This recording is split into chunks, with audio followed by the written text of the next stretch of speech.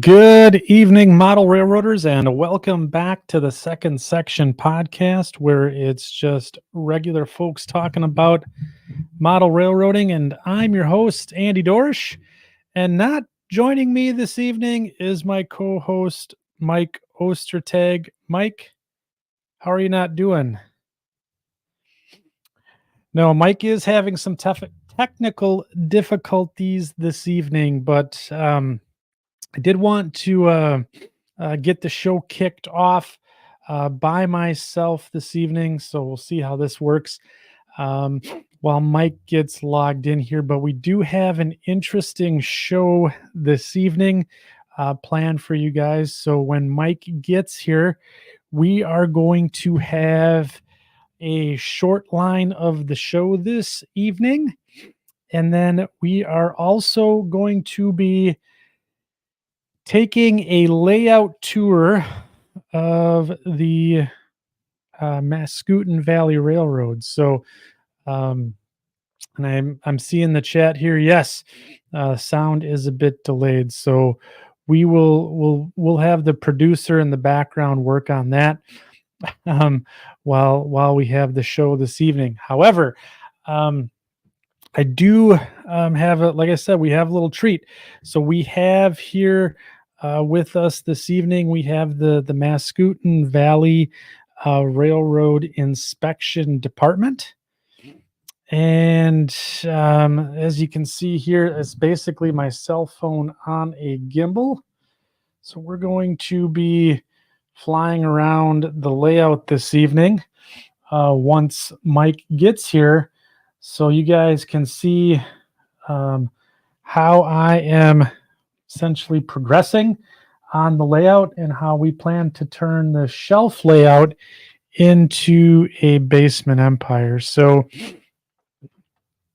yeah, we're using the word delay this evening. But yeah, so it should be a good show for us here. We do want to talk about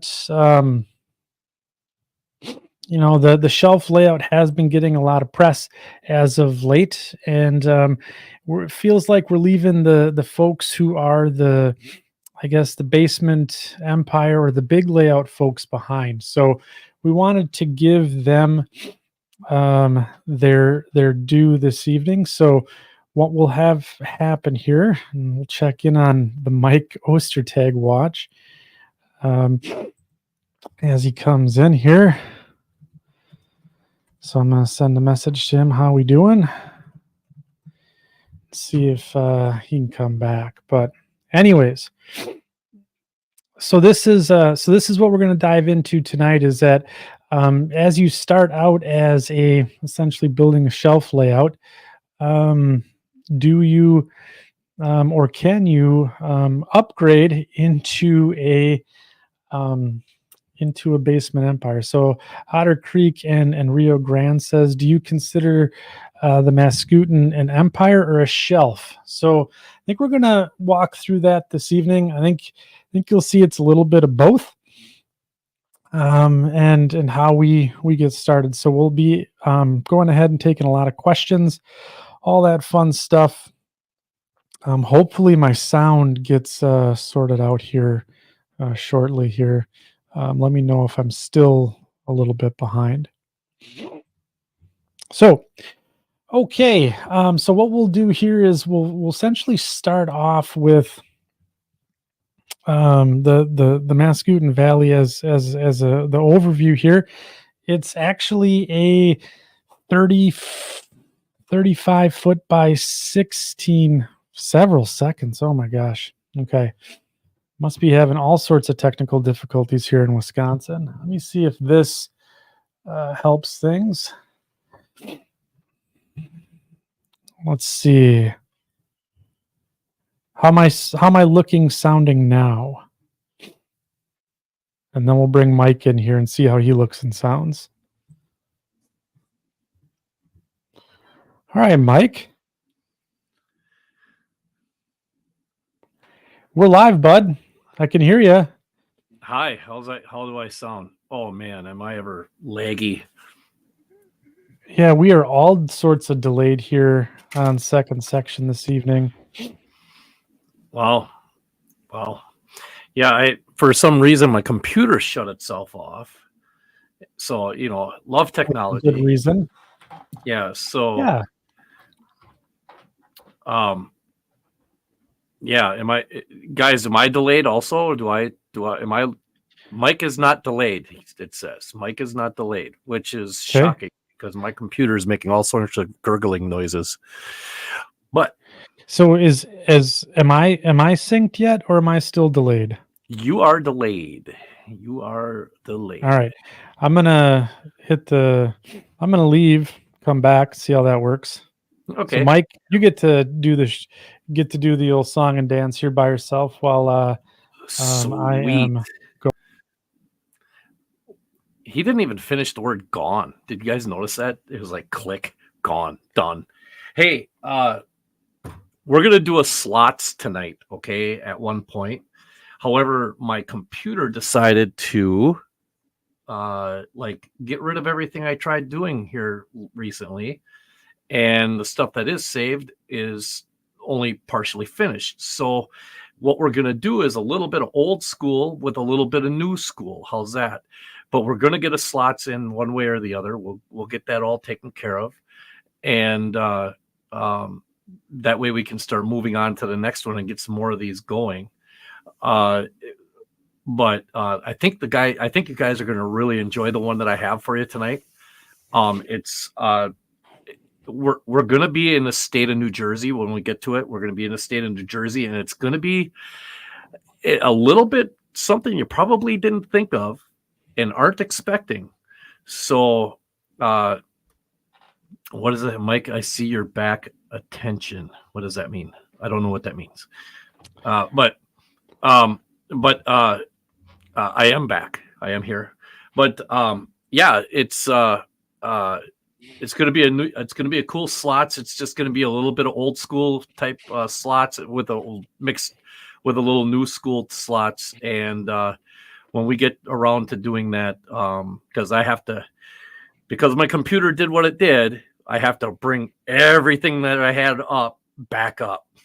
So it's going to be kind of a pain in the you know what. So but we'll get her done. It's going to be kind of neat. I like it. Yeah. So, I think it's going to be good too, because I got to hear about it while you were making it. So how do I sound now? Still awful? Much better. Nope. Well, all right. Well, aside from the normal stuff. Oh, aside from that, yeah, now you look much better. Yeah. All right. Yeah. Outer freaking Rio Grande says, yeah, I think we're firing on all cylinders now.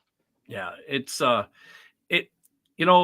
technology is either a great thing or it can be your biggest nemesis, right? I mean, if it either works, it works. If it doesn't, you're just screwed. There's nothing anybody's going to do about it.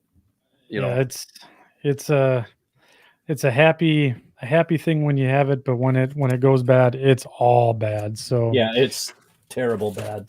I do need to go and get my my remote, because I'm at my computer. I haven't been at this computer desk for a couple of shows here, have I? Yeah. Yeah. So my remote for my camera is in the other room, I think. Oh. So I'm gonna have to do some zoomage and stuff and zoom in clear, and then we'll have the topics. Clear. Yeah. So I will be right back. Yeah. So I have a new product too. So. Oh, okay. Well, I'll be right there. Okay. So as you can see, things are super organized this evening, tonight on tonight's show, and it's catching us all off guard. But we do have about 80 folks here in the section crew this evening. So want to just reach out for those that are out in the chat this evening.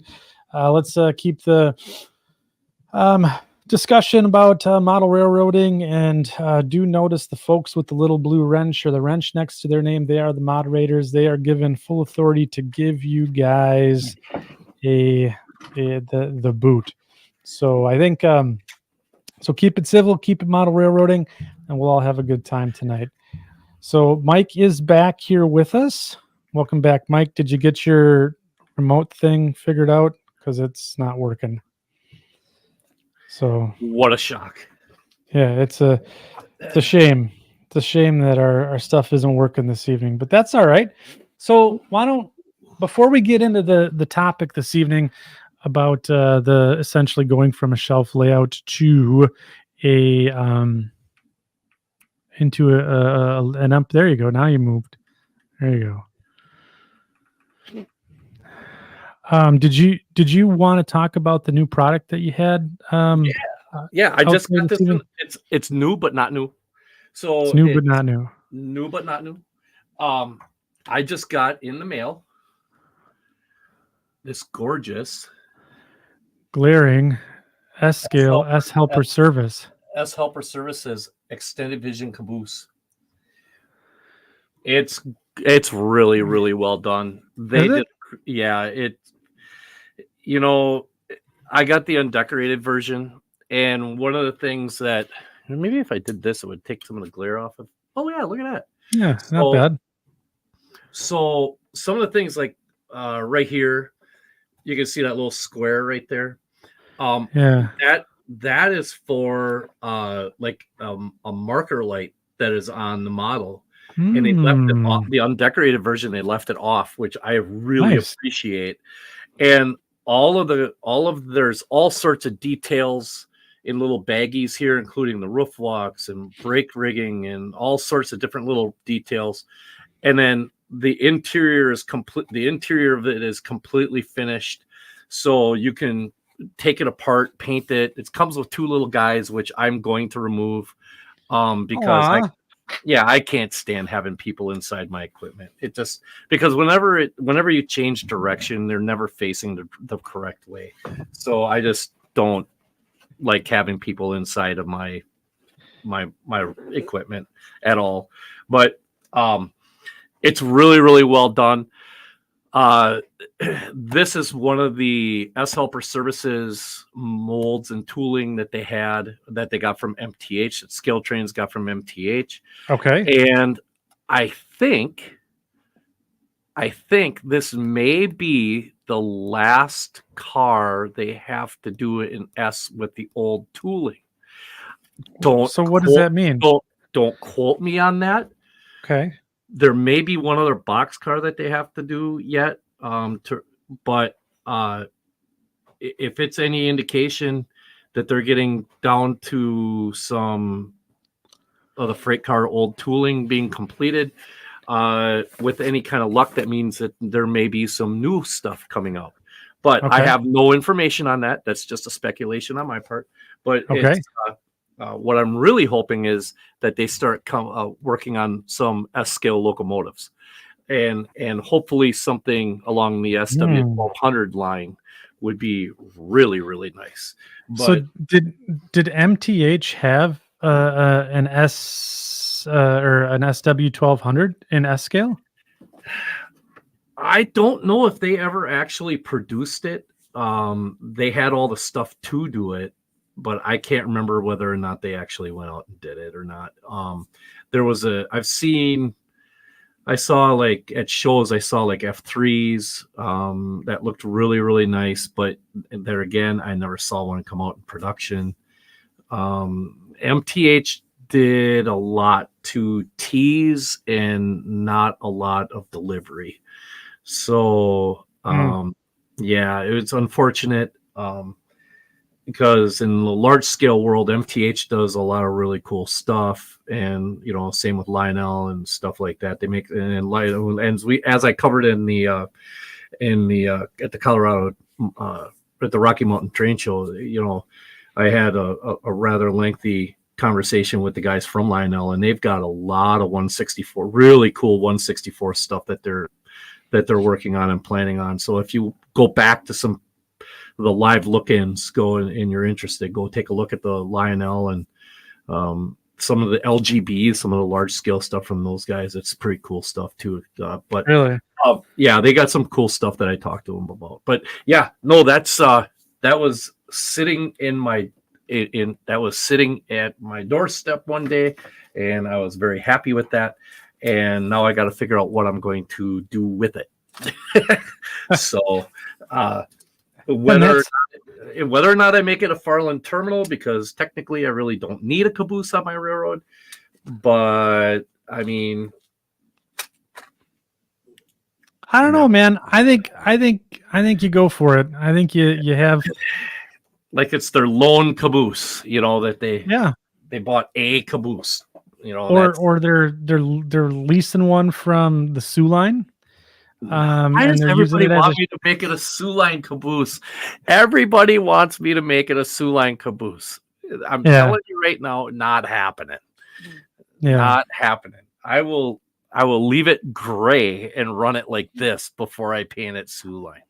Yeah. No offense to any of the Sioux Line guys, because the Sioux Line cabooses are excellently documented. They are very, very. They're actually pretty. I think they're almost spot on for this, actually. But yeah. So Tom says a shoving platform. Yeah, we're not going to go there, Tom. Yeah, okay. There are no such things as shoving platforms. Dan Dyer, how about BN? How about I come over to your house and take the one that I gave you back? Shots fired. Shots fired. I love you, Dan, but I'm not painting at BN when I know there's an S scale one perfectly intact. So that's really awesome that you first of all got your hands on one, and second, it really looks cool. Yeah, it's really sharp. They did such a good job with it. They really honestly did.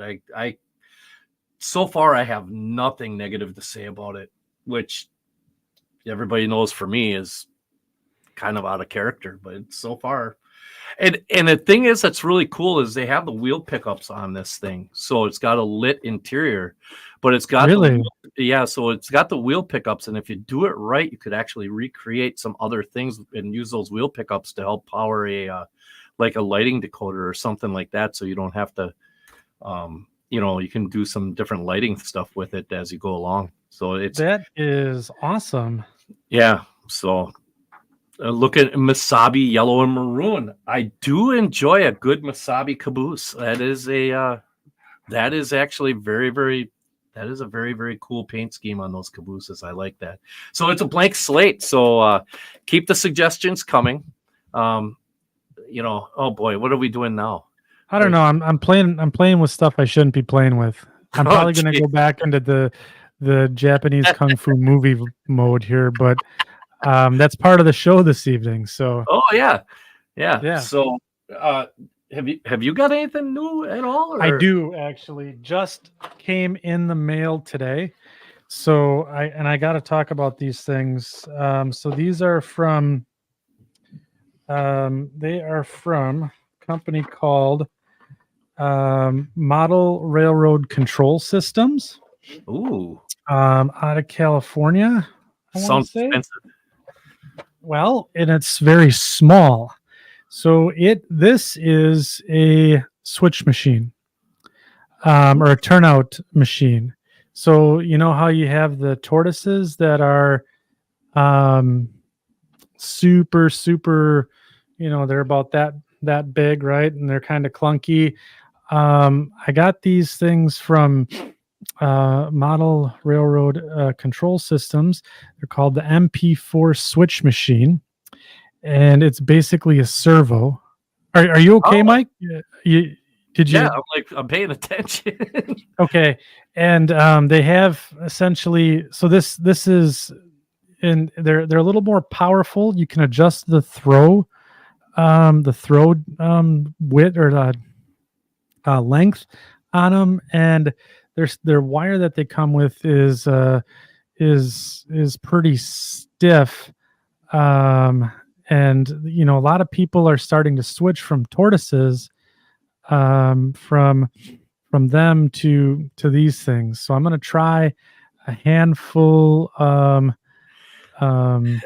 these out on the layout and see how they react and compare them to the tried and true tortoise. Well, bottom line, what are we talking about a price point here? $17 for one, I think, was what I paid for. Ooh. But the thing that you got to note here, right? So with a tortoise, you can buy a tortoise. I don't even know what they go for these days, but you have to sod. They come with just the bare metal terminals on the bottom, or at least the ones that I bought did. And now these MP4s come with a little thing where you can screw in your wires, so you don't have to. So they're about the same, right? But then you have to buy these little things, these little screw-on adapters for a tortoise. With the MP4, they just come with them. They screw right in, and now your wires are plugged in. You don't have to do any Oh, soldering that's under the nice. layout or anything like that. So it's basically just a screw terminal that plugs right into the switch machine, and away you go. Snaps right in. Bada bing, bada boom. So when you Wow. need to pull it out and do maintenance, it's just- it's pretty cool. It's kind of like a plug and play thing almost. Yeah, and then the profile is only maybe 3/4 of an inch, for depth. So you don't have to it's perfect for double deck layouts, or where you got tight clearances, those types of things.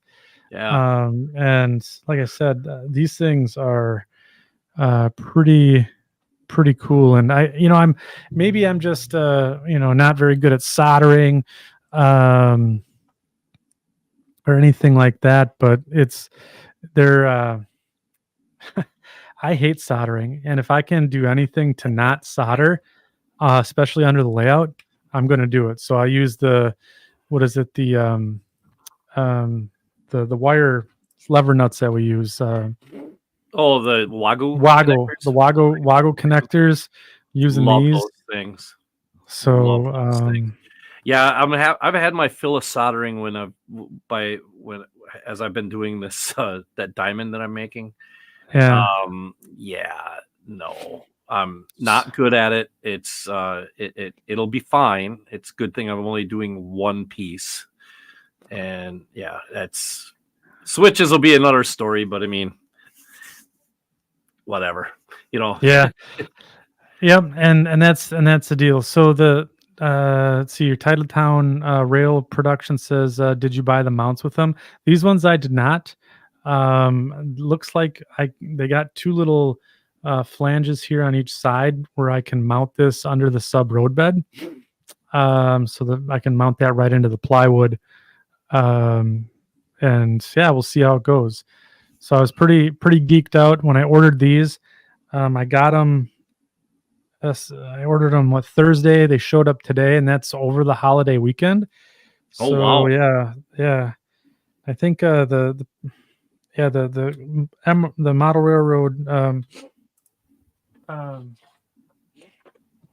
was it the MR, yeah, model railroad control systems seem to be on top of their game. So but yeah, this is pretty sweet. So we'll get these installed on the layout, and we'll actually be replacing the switch machines that we have here in Pine River Junction, and then we'll go from there and see how it works. So because I'm having problems, the tortoises just don't have the oomph to push the switches all the way closed. So Have you tried ever looking into doing something along the lines of actually just a straight servo?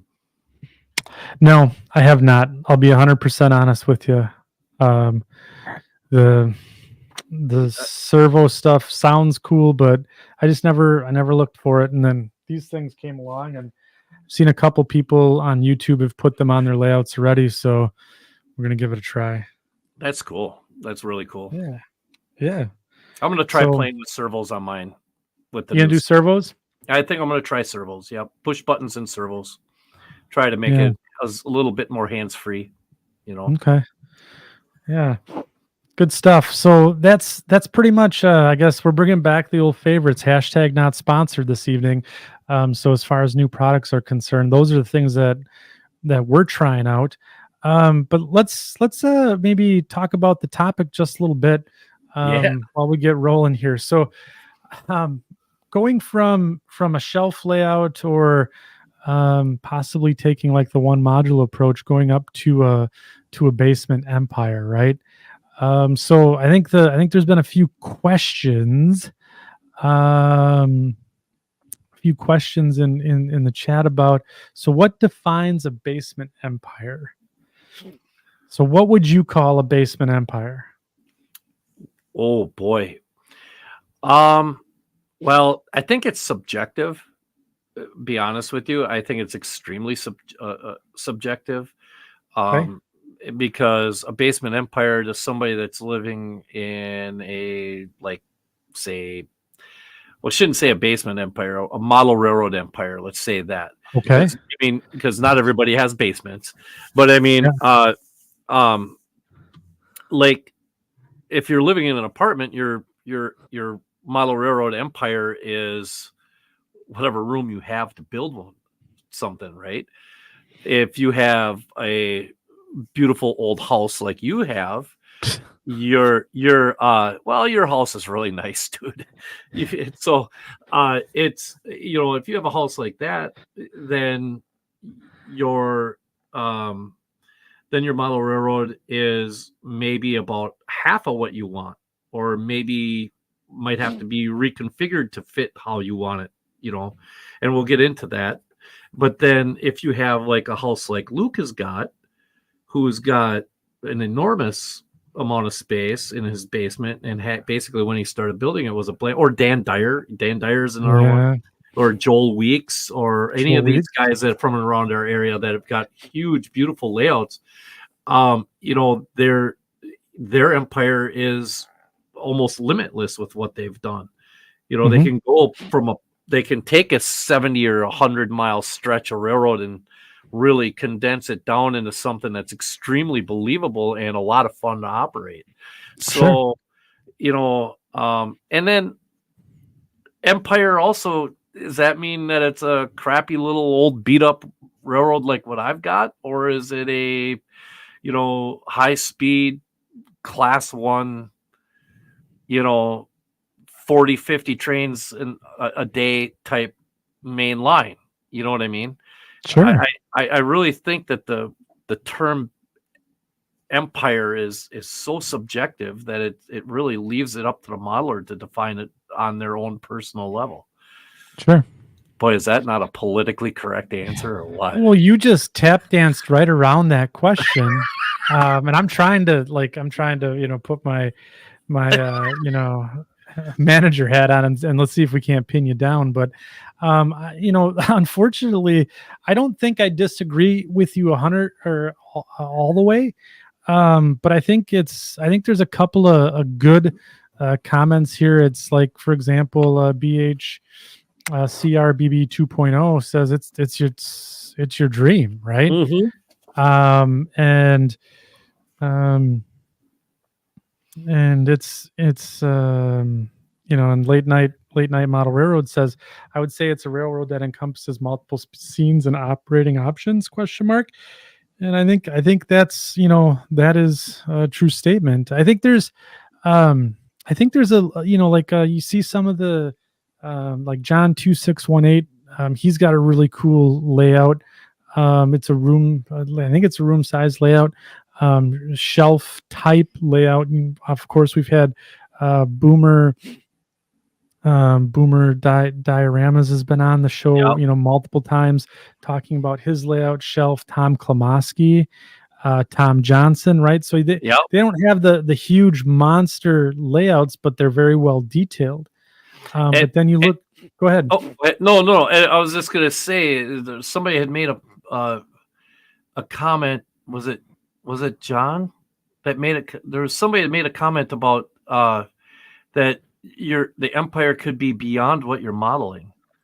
Yeah, yeah, So right here, John 2618 has it can always be a shelf layout and have an empire beyond the basement.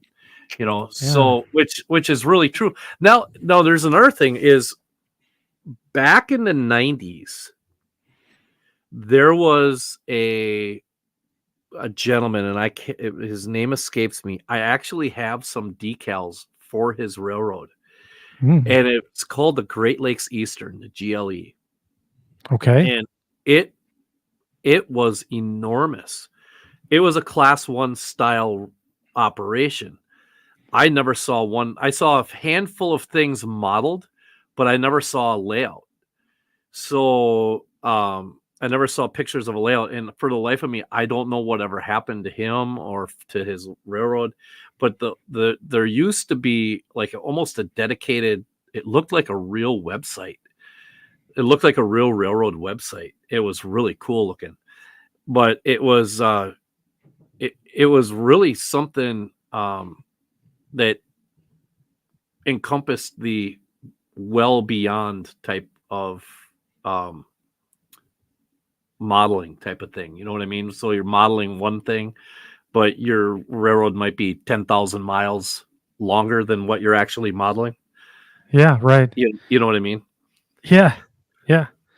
There's been a lot of really good comments here from uh from the section crew here. So like AJ says the basement empire is what John Armstrong promoted, and Tom Klemonski just convinced me not to build. I'm confused.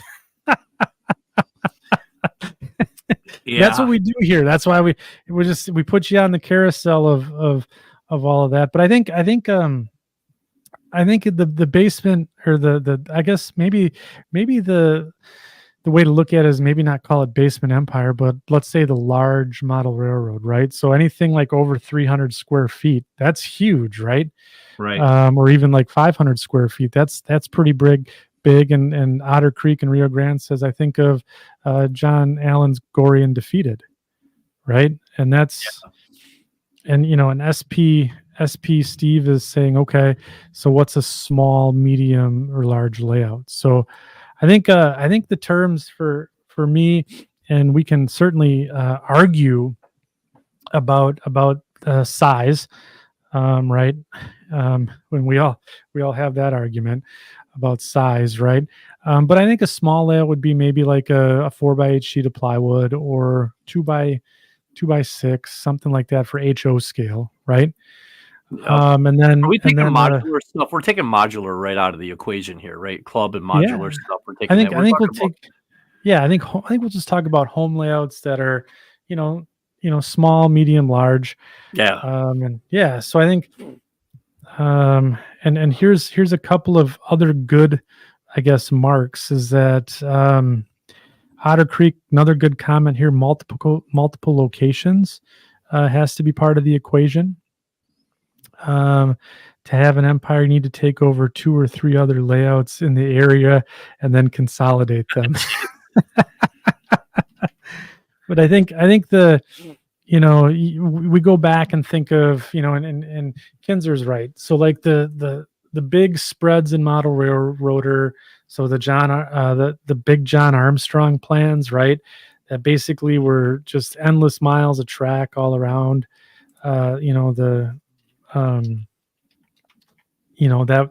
That go through the basement, and you have miles and miles of track. And I think those are the things that I think about when I think of the basement empire. So let's say that that's your goal, or that's your dream, is to have one of these big, massive layouts.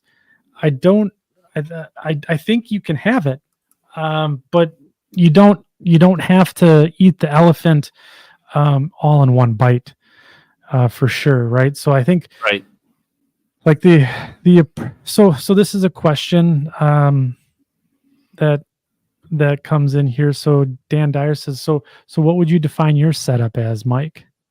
What would I define my setup as? That's my empire is what it is. I'm freelancing a railroad. My railroad is designed to be small and not necessarily rickety, but it's a class 3 style shortline railroad that it doesn't really it connects to a larger railroad for interchange, but it's my empire. The Farland Terminal is my railroad, and so I feel as if, like with your Mascoutin Valley, even you're limited only to what you allow your own imagination to go and do, and you can set your own boundaries for whatever you're doing. And I had chosen to do that with mine, and make my railroad small, so that way I could make a greater amount of detail, and I don't have to I don't have to sacrifice detail for size. If that makes any, and Boomer does talk about that one in one of his videos, that where he said, there's nothing wrong with big, huge layouts, but the one sacrifice that big layouts do have is that you don't necessarily always spend a lot of attention on detail because you have so much to build. So the details kind of get lost in the translation of what you're doing. Whereas smaller railroads, they're more apt to be higher detail because you're not building as much. Sure. But that's the way I would look at mine. And there's nothing wrong with either one, to be honest with you. There's absolutely, literally nothing wrong with it. But it's some railroads just never get past the plywood stage, and they're huge. They're huge railroads, and some guys like Mike Rose. Look at his railroad is right. His railroad is massive. it's ginormous, but yet it's designed to run with 4 people, and it's highly scenic and very detailed and everything. So, I kind of contradicted myself with him, but I mean, it's you take a look at Mike Confalone's Allagash. Yeah. There's another one. That's a fairly decent sized railroad, and but he's taken a lot of time to make sure the scenes are detailed, Right. So, like I said, it's so subjective. It's what fits for me isn't going to fit for Andy, Right. and it might not fit for you guys. But it's all in how you want to look at what you define things as, and that's up to you. That's completely on the modeler. There's no you have to. I cannot stand. I absolutely cannot stand, and I will go out of my way to do it the exact opposite a lot of times, and I have, just to prove a point, when I hear people say, you have to do this. You have to do it this way. No, you don't. You do what works for you. And if you make mistakes, then you can go and turn around and say, well, that didn't work. I'm going to try again, and I'm going to take some of these other suggestions that I had, and I'm going to incorporate it into what I was thinking of.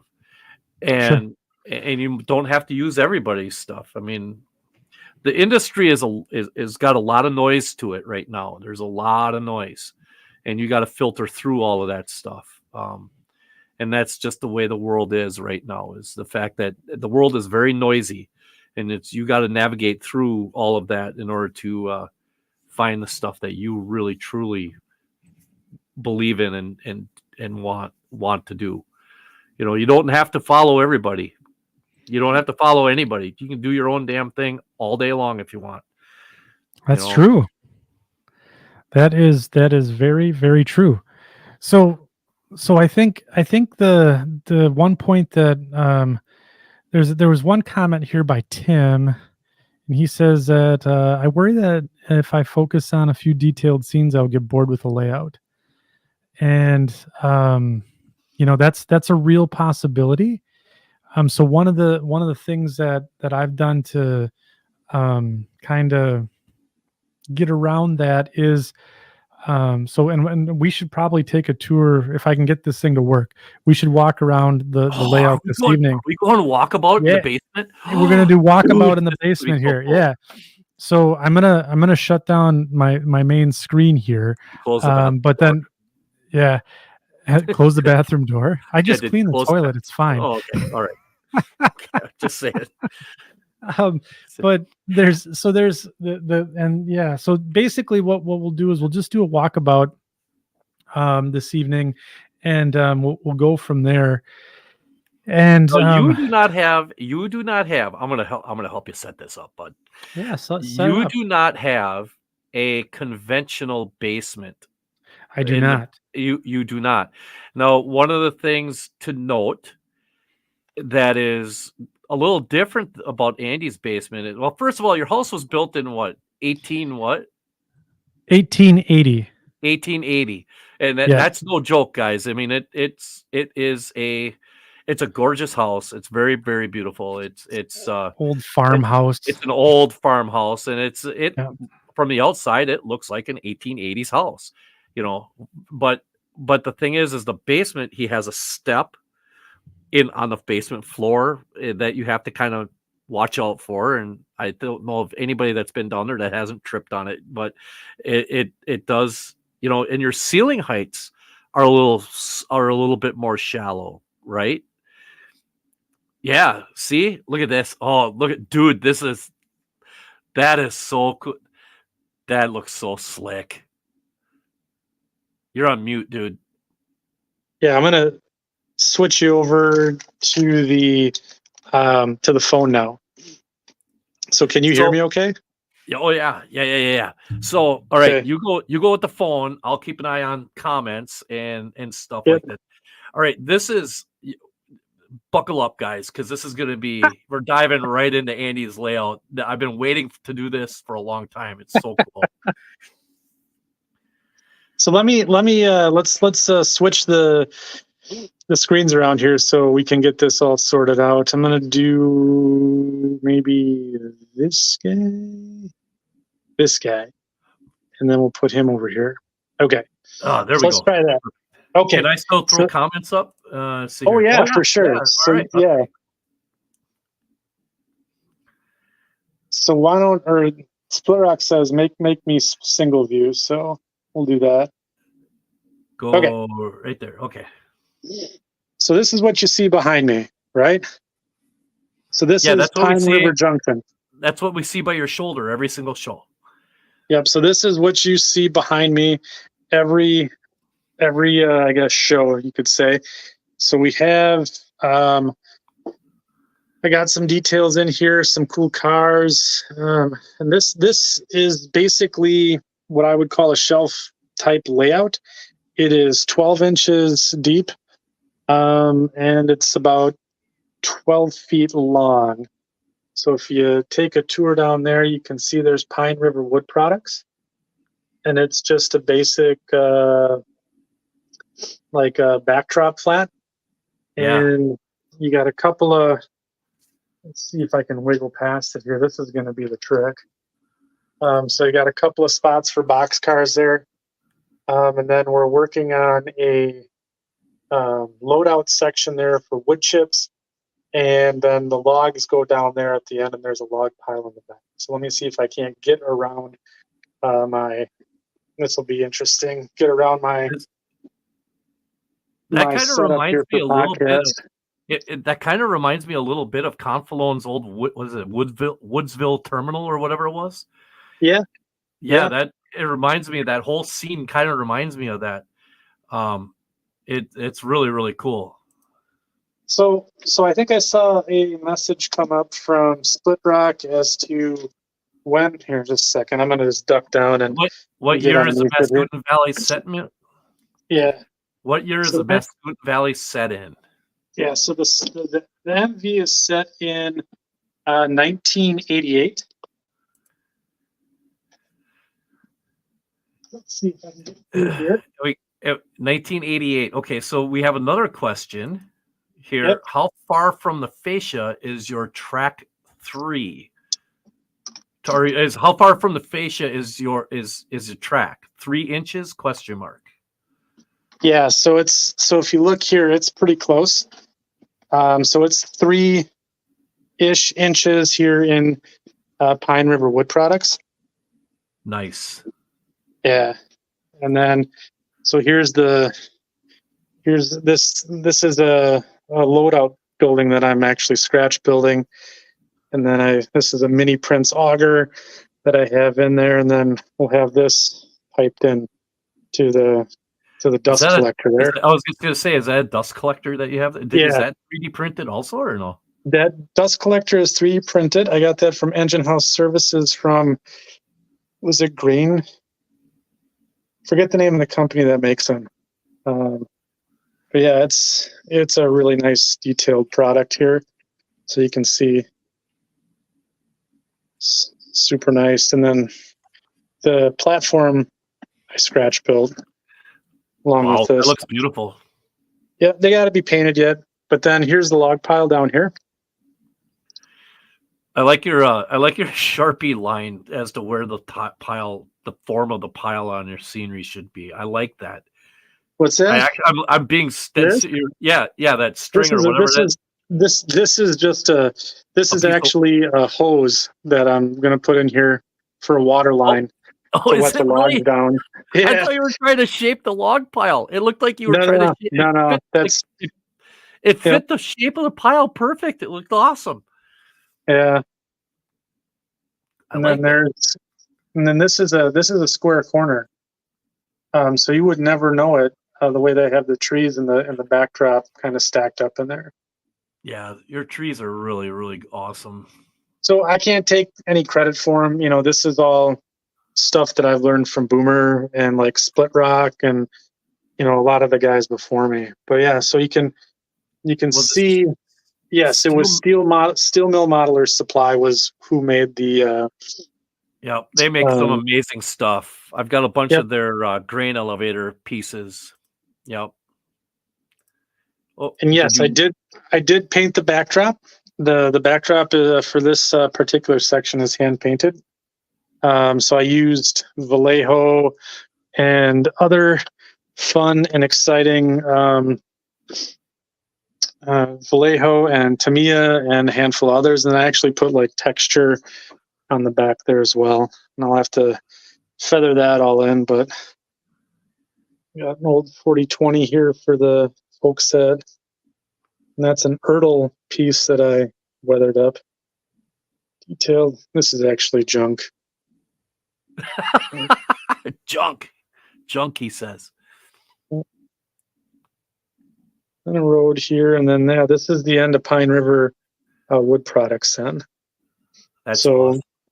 So then if you kind of get an overview of it all, right? So that looking back, that's where we're at. And this is the end of the railroad, so to speak. So if we were to go back up to the north on this, so this would be the southern end of the northern division and a branch here. So then what we'll have is trains are going to escape Pine River Junction here, and then they're going to go out. There's a hole in the backdrop back here. They're going to go out into the other room. Okay. So we're going to go out, and this is where we enter the basement. And again, please excuse the mess because it is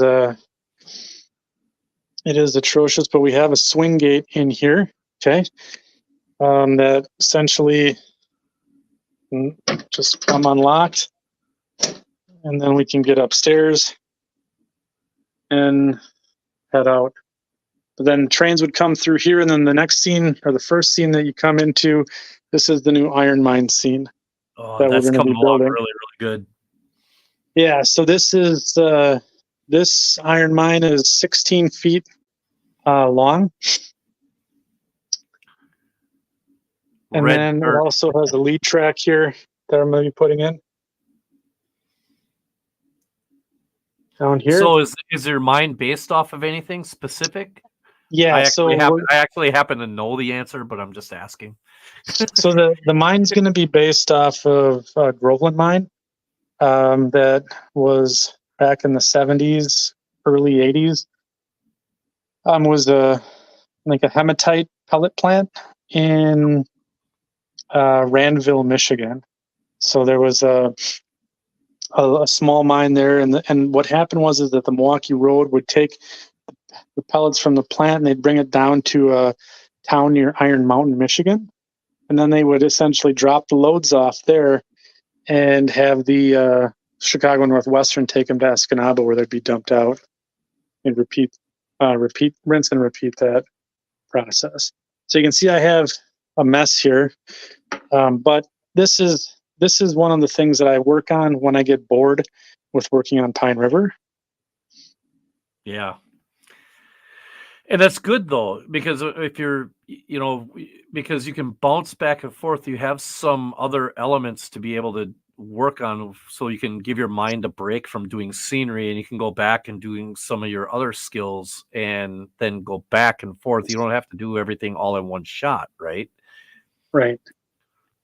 So yeah, you can see, the layout here will have 3 loadout tracks. And then in the foreground here, I'll have a runaround. So I can bring trains I can do 2 Chicago Northwestern C628s, and I can do 32 ore cars and a caboose. So it's a pretty substantial train. Oh yeah. So the current situation has us essentially following the main line back up to the north end of the railroad here. And we're going to have a paper mill in here at some point. And then we're going to swing around and come through. This is our utility room here, but we're walling this off.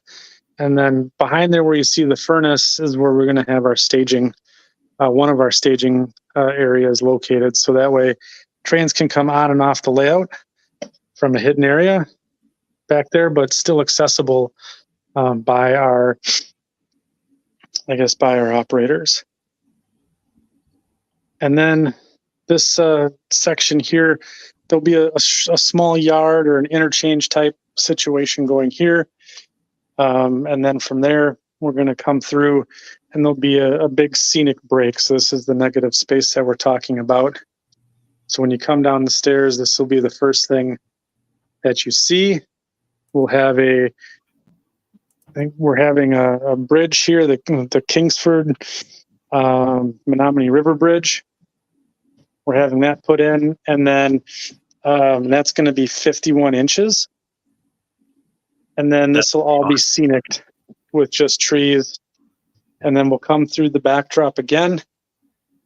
And then there'll be a tunnel here, because who doesn't have to have a tunnel on a model railroad?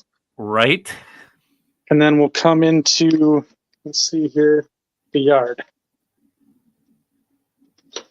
So this yard will have essentially the other side of the peninsula. And we'll have quite a few tracks stacked up in here for sorting ore. And then we will have essentially the back track will be a grade up to go from 9 inches, or to go from 0 all the way up to 9 inches. And then on the other side of the peninsula, which we're still kind of figuring out, this is going to be our ore dock. And the dock will essentially start here. It'll be about 10 feet long. We have some really good questions here, Andy. Yeah. So I'm going to give you some rapid fire things.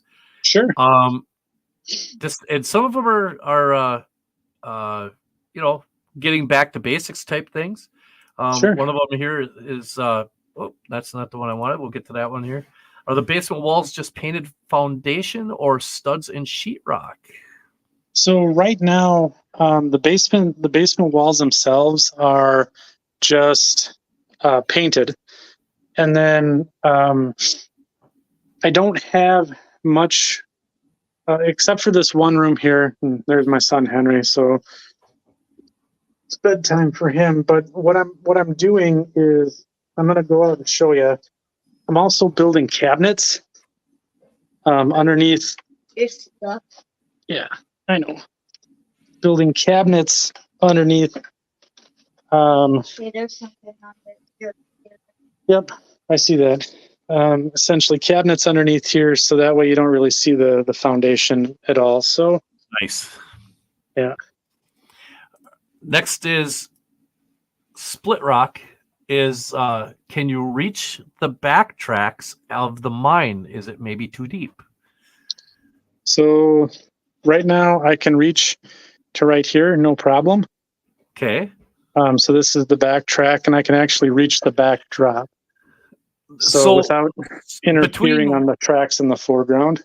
Between the aisle and where your farthest track is closest to the back wall, are there going to be any major height obstructions that are going to, I am actually very familiar with the way this mine was laid out.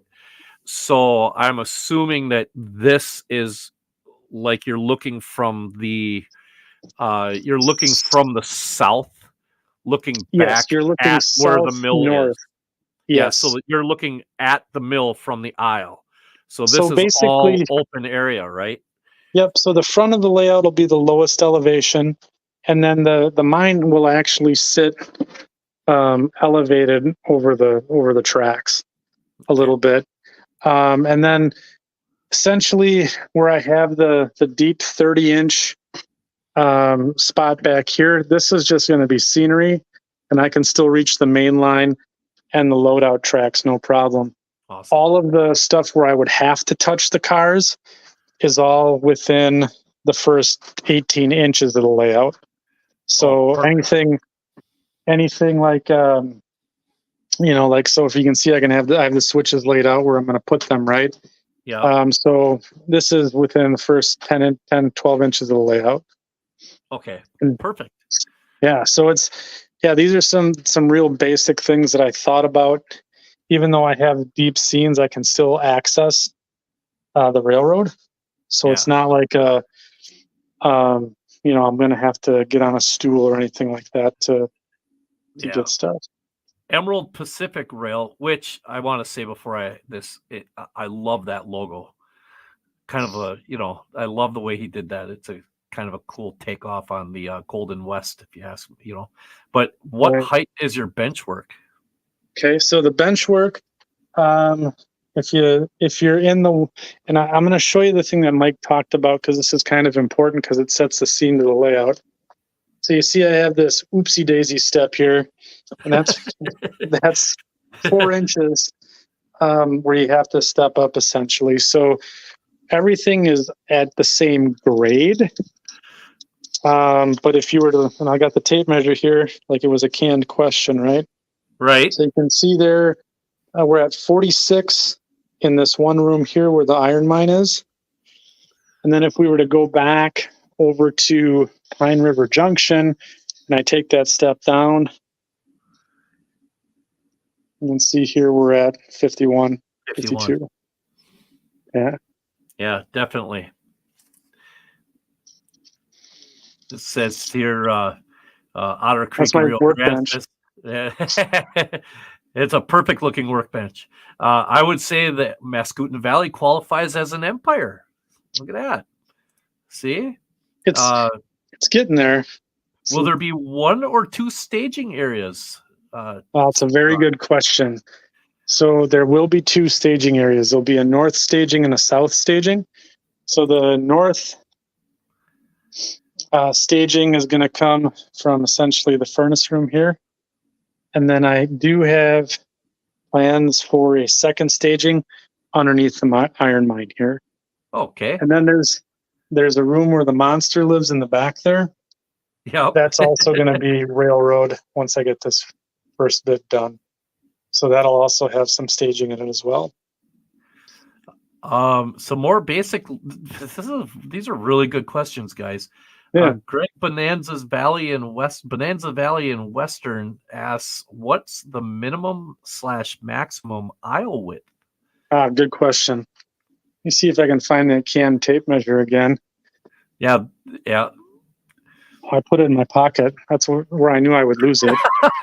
Right. That's whenever you want something, just check your pocket. Yeah. You can see here when you come down the mine, that area here, I think I got 37 here. Okay. Is pretty much the standard width. But if you go to, let's say like this scene here, let's take a look at the pinch point here. I think I'm 5 feet. Right. So between 3 and 5 feet is 3 is the minimum, 5 is the maximum for the aisle width. Because I'm an ample gentleman, so And I don't want to do the suck it in shuffle when I'm Right. walking around the layout and I have people down here. Is the layout point to point or continuous loop? Both. So as I talked about Pine River being the end or the north or the south end of the layout, and we escape through the backdrop here, you can also escape through the backdrop on the other side as well. And then that'll come out behind the yard. So you basically have a continuous run. So like when I have trains running during the show, you can have all that nonstop running in the background. Nice. That's really smart.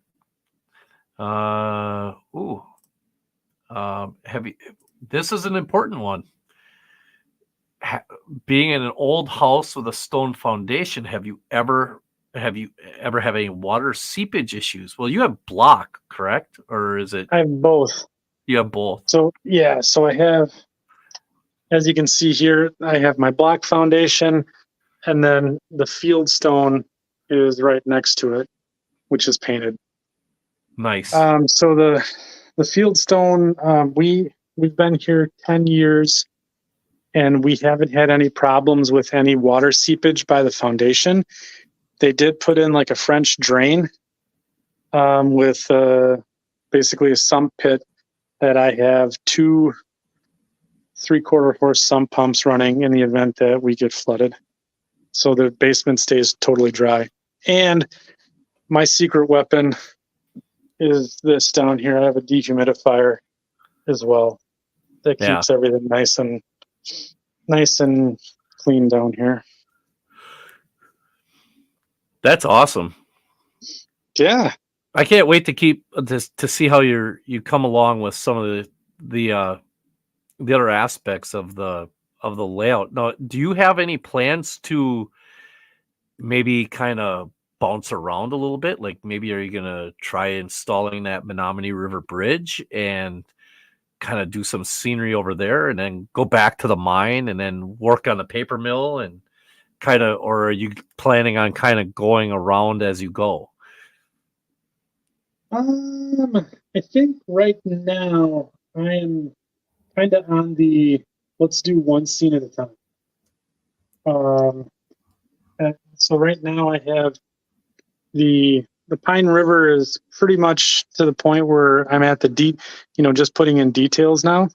Right. And so now I'm really wanting to focus on getting the next piece in, which is the iron mine, so I can kind of keep my operations interest peaked. Nice.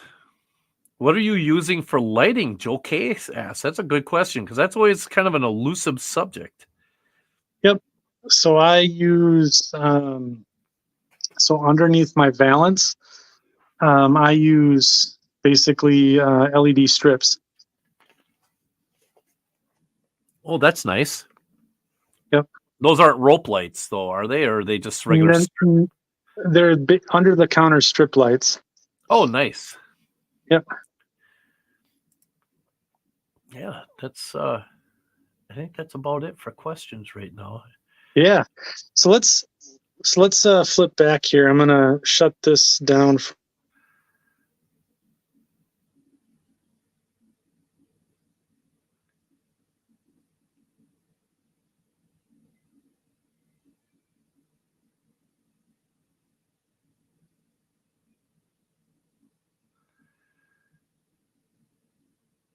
We're backwards.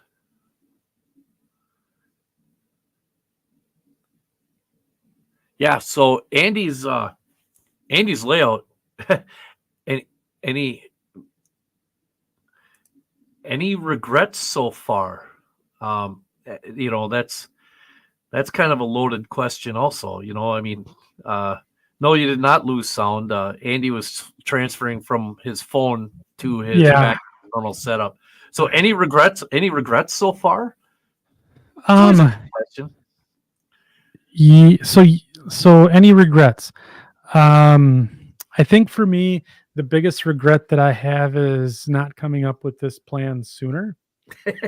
And that's, you know, because I really am enjoying, you know, putting this together, and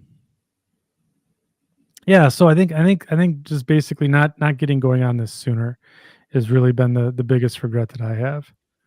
Yeah, but I mean, I've been kind of not hand in hand, but I mean, I've been kind of right there with you the whole time when we're going through these iterations of what was going to happen with the layout, and um, I can say with confidence that there were some things that you had come up with in the past that would have been kind of cool, but you probably wouldn't have been very happy with long term.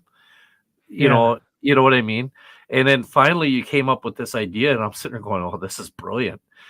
I'm like, "Okay, well, let's stop talking and start building. Let's go." Yeah. Right. It's like but that brings me to something I want to talk about when you're talking about basement empires and large railroads. Is a lot of people, all we ever see are what the finished product is of a lot of like what the labor is going on and stuff like that. Like I'm just gonna say, even with like that diamond that I'm building, I took it took me 3 weeks of really steady, hard research to try to figure out how I wanted to do that. Whether, what just the research on that alone. And when it comes to large railroads, there's a lot to think about. You don't just have to think about putting the benchwork up and everything. You have to think about, how am I going to light this? Am I going to have a valance? Right. How am I going to power it? There's so many different research elements, and those are all things that have been done before we even started to look at the railroad itself. You start getting into the railroad itself. You start. Oh, by the way, thank you very much, Dave, BNSF and Scale. I appreciate this. This is an oldie but a goodie, but I like it a lot. This is one of my I'm going in the basement to work on the layout type shirts. But it's one of those things where, like I'm just gonna point at your Mascoutin Valley. I mean, it has a lot of Milwaukee Road influence to it. It has a lot of Chicago Northwestern influence to it. It has, a lot of your own influence to it. And you just don't go into building something without doing your due diligence of research. Otherwise, you're just not going to be happy. Right. So if you're looking to we have a mutual friend who has been painstakingly collecting things for, oh God, how many years do you think Jace has been collecting stuff? A couple years now. A couple 2-3 years now. And he has a clear direction as to what he wants to do. And he is finally, after 2 or 3 years, finally in a position to be able to start getting something started. But he's not jumping into it with, hey, I'm just going to go and throw a bunch of bench work up. He's doing all the research on what he needs or wants the railroad to look like, so that he doesn't make a lot of unnecessary, what would be a good way of putting it? False starts. Yeah, a lot of false starts. He doesn't have to, because, I mean, the hobby's gotten expensive, right? And that's something to think about. You don't think it's expensive? I'm joking. Oh, so that was sarcasm. Oh, sarcasm. But what I'm saying is like, even lumber and the things, the raw materials that we use to build our layouts have gotten, it depends on where you are in the country, I mean, a 2x4 or a 1x4 in the state of Wisconsin is probably not going to be the same price as a 1x4 in California or a 1x4 in Texas or Canada or wherever the heck you happen to live. And cost is a very, very serious issue in the hobby. It's like the biggest hot button topic there is. It's one of the first things that is always talked about whenever somebody comes out with a new product, isn't it? Oh my God, I can't believe we're spending $75 for an ore car. Yeah, you're right. It's $75 for an ore car. That's just what it is,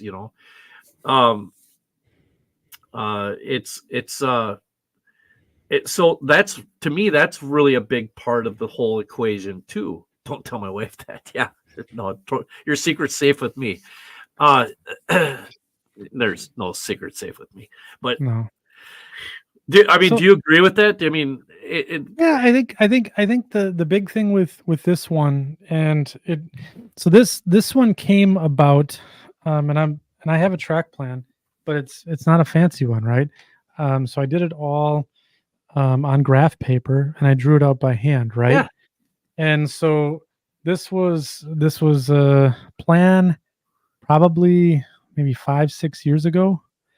No, about 5 years ago. And I sat down and I had a few beers, and this is what I came up with, right? And I knew the basement and what I wanted, and I went through and I tried to pick the scenes that I wanted to showcase and those types of things. So it was really there was a lot of planning that went into it before I laid the first spike, so to speak, or drove the first screw, because I had built 4 layouts prior to this one. And this one didn't stick, or this one did stick, but the rest of them didn't. And a lot of it was poor planning, and truth be told, I didn't know a lot when I got started, and I may have bit off more than I could chew. But I did there's a couple of questions I did want to get back to. So Split Rock asks, what projects are in the top 10 for priority track, finish, bench work, etc.? That's a fantastic Yes. question. Yeah. That's an amazing question. So as we move on here, the top right now, the top priority is to get the rest of the track work in. The bench work's about 80% of the way there. I still have to do like the valances and the fascia boards and stuff like that, but I can knock out pretty quick. The track work is something that I'd like to get done, especially with the iron mine and the yard.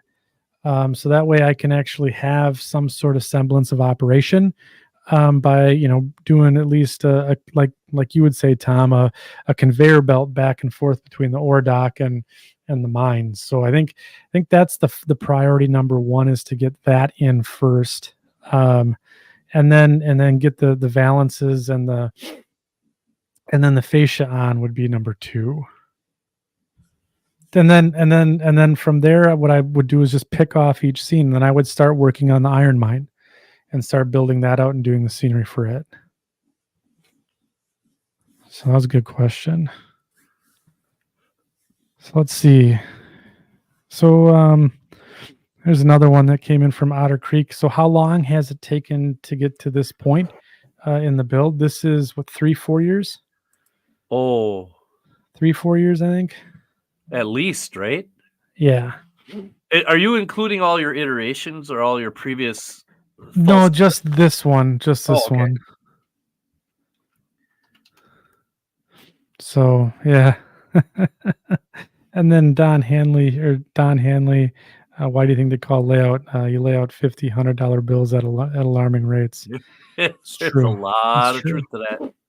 Yeah. So that's the Mascoutin Valley, folks. Thanks for bearing with the mess in the basement and our unpreparedness this evening. But I think and I'm gonna possibly put Mike on the spot here shortly, because I know you're clicky typey, and so it's gonna be interesting. It's gonna be fun. I'm gonna try.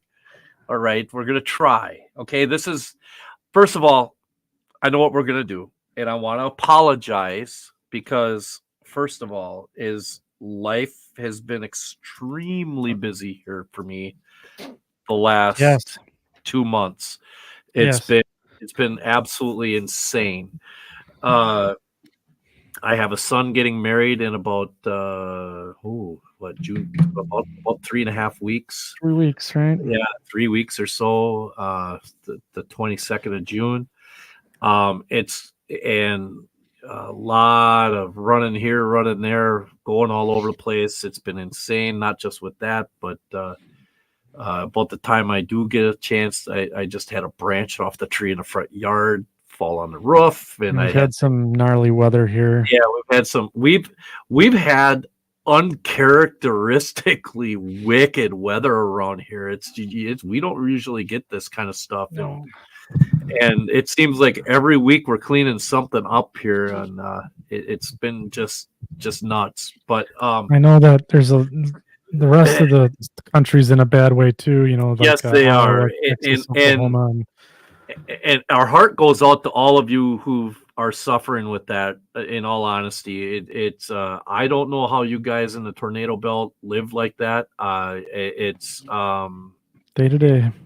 it's the devastation and stuff from all those tornadoes that went through all that stuff is just, we're actually very I was actually texting Andy one day, and his first words were, "We're in the basement."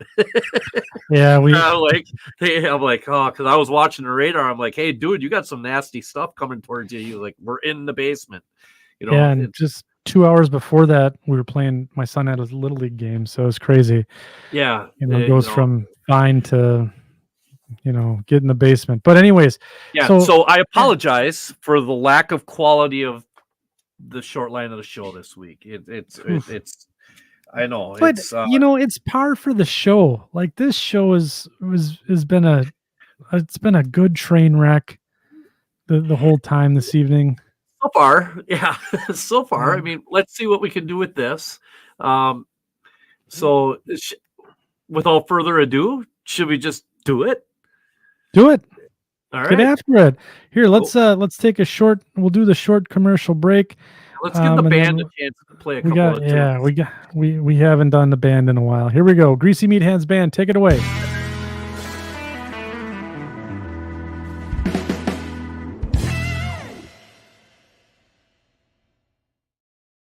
You know, there's rumors of that engine being removed from Goodman. I heard that. Yeah, they should put it in my front yard. That'd be fine. I'm sure your wife would love that. It'd be fine. We'll make it a big planter. We'll put geraniums in it, and and just have we'll use the spark arresters for like pots, and we'll do like a there you go. Yeah, it's gonna be amazing. It'll be pretty. It'll be gorgeous. Get that rumor started. You take the head covers off of each one of the cylinders, and then you can just put like potted plant and have those as like a 6-cylinder, 8-cylinder planter. It'd be. Yep. I think that's a beautiful idea. I think that's fantastic. Yeah. So the Greasy Meat Hands Band has not lost a step since they've been on hiatus here with us. So, and that little ditty indicates that it is time for the short line of the show. Yes. So as we've all talked about early on in this evening show, the technical difficulties, the electrical gremlins, and all the sadness that just follows Mike and I around in our daily lives caught up to us today. and now we have technical issues, and we have a short line of the show. And we've gone through, let's see, quite a few states already alphabetically. And we're bringing up short lines, and talking about them a little bit. And where are we now? We're in New Jersey. New Jersey. Yeah, the Garden State. Yeah, the Garden State. Kind of funny that we were talking about planting stuff, right? Yeah. Okay, so when you think of New Jersey, it's well. See, now wait a minute. If you know what you should do, Ray, Ray, what you need to do is on the hat, you need to have on the long word, like the little where you adjust the hat, you should put around the layout, embroider that on there.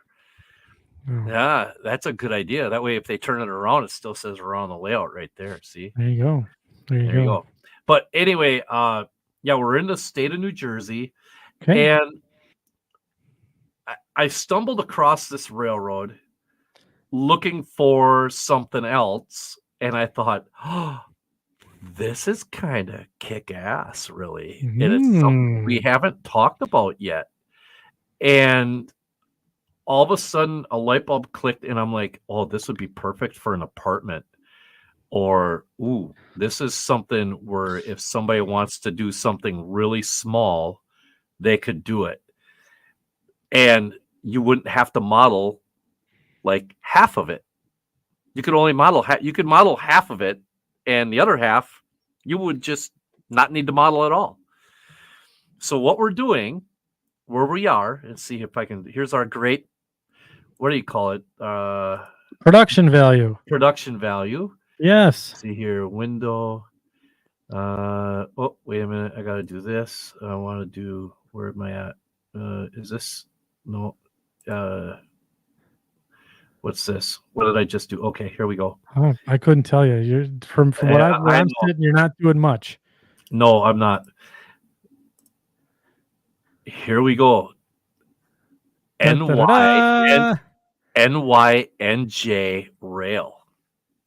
What in the Sam Hill is this? There's a boat anchor on the logo, Mike. Yes, there is. Don't touch the boats.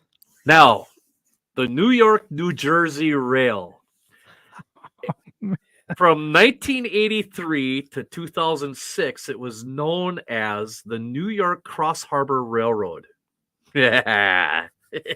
Ooh. In 2006, Mid-Atlantic New England Rail bought the New York Cross Harbor and renamed it what it is today, New York, New Jersey Rail. It operates 2 yards, one in Greenville, New Jersey, which is where their headquarters are. Aha. Hence the New Jersey side. Yeah.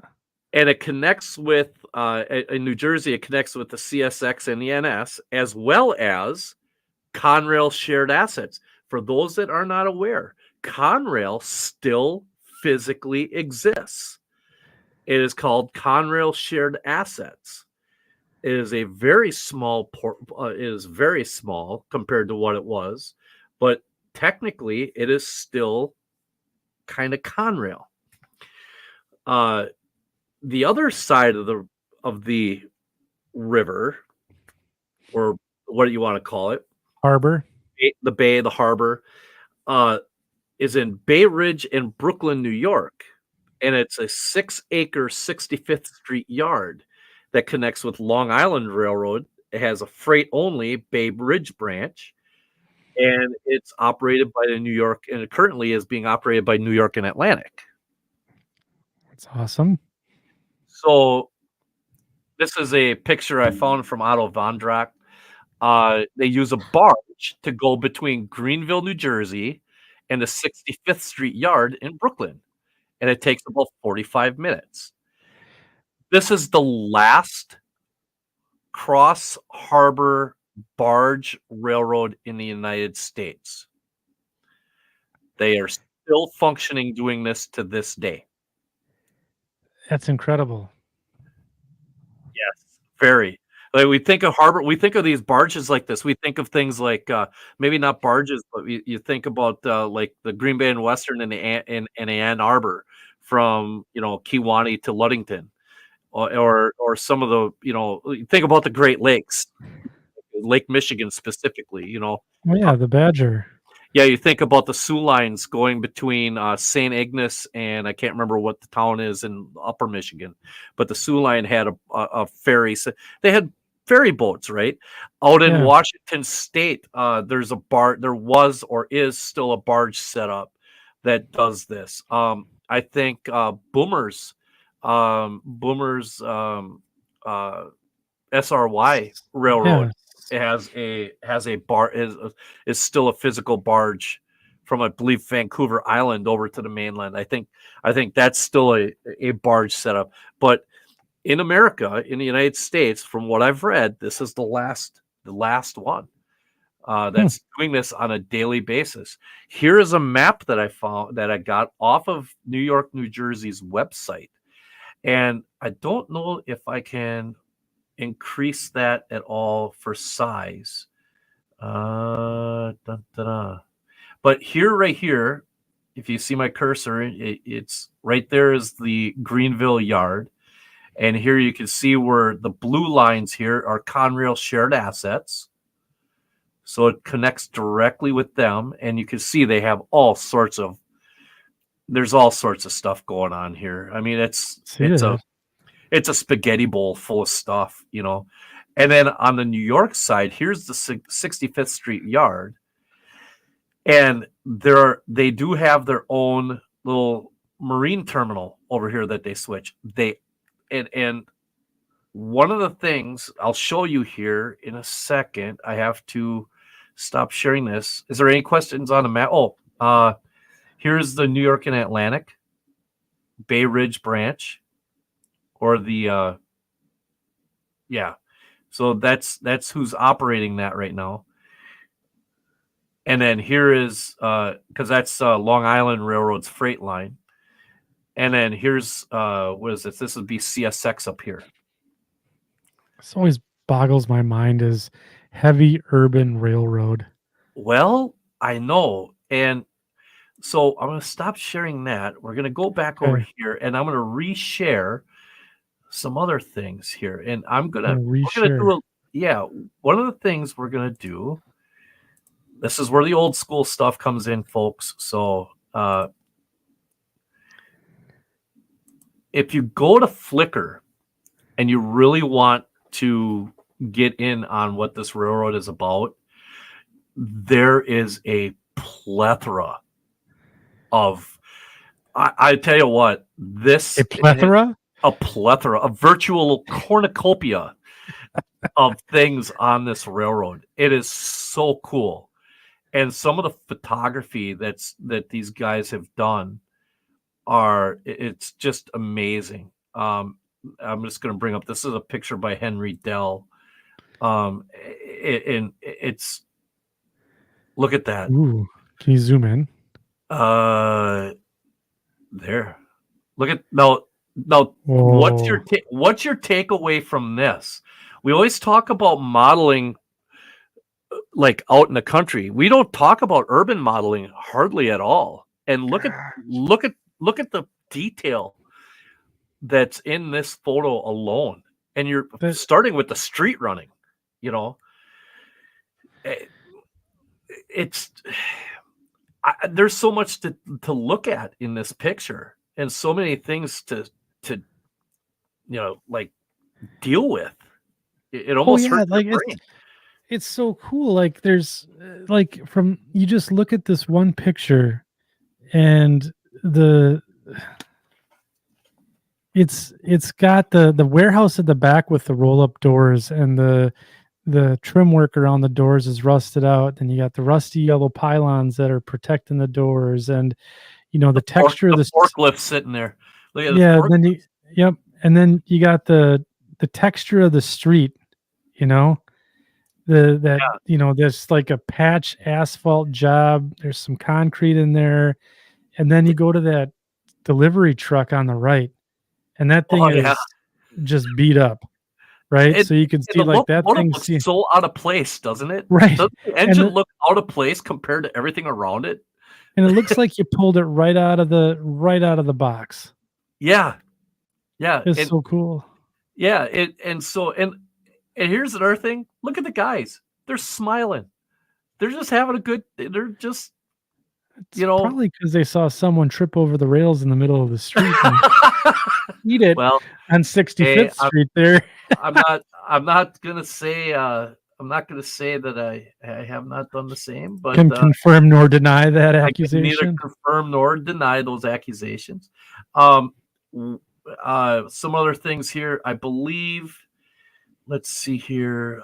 There was one of a dock here that I wanted to show. Right here. We'll do this. This is by Dan Nelson. Look at that photo. Look at that backdrop. Are they loading a barge there? They are loading the barge. Oh, that is so cool. So, okay. So now think about the barge. Okay. Your barge.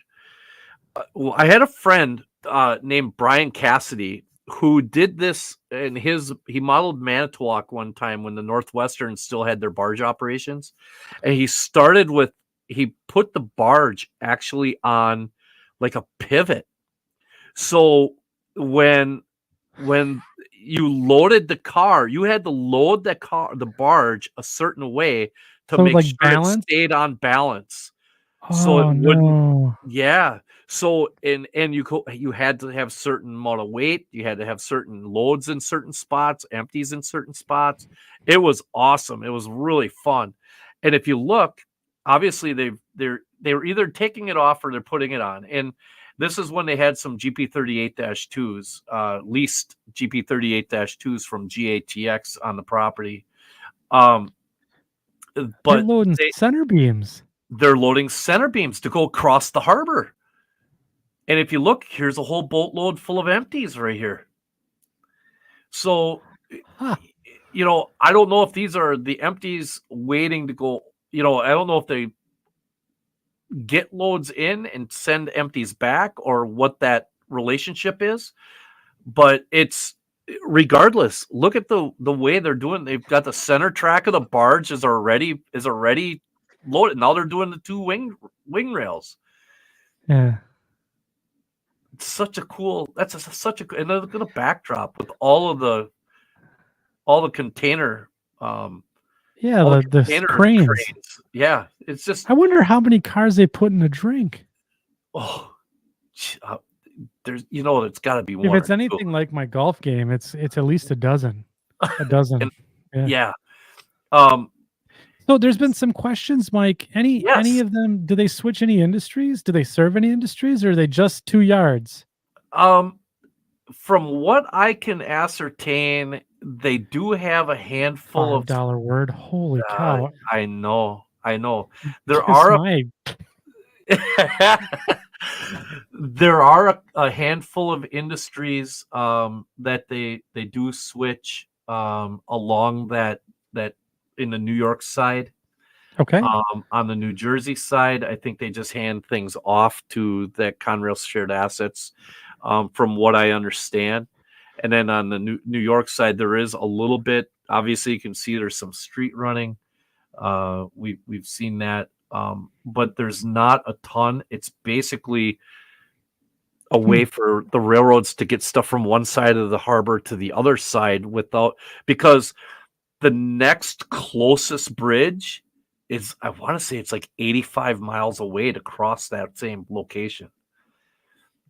It's a long way away. So a lot of the railroads are using this to just go straight across to get from industry to industry. You see what I mean?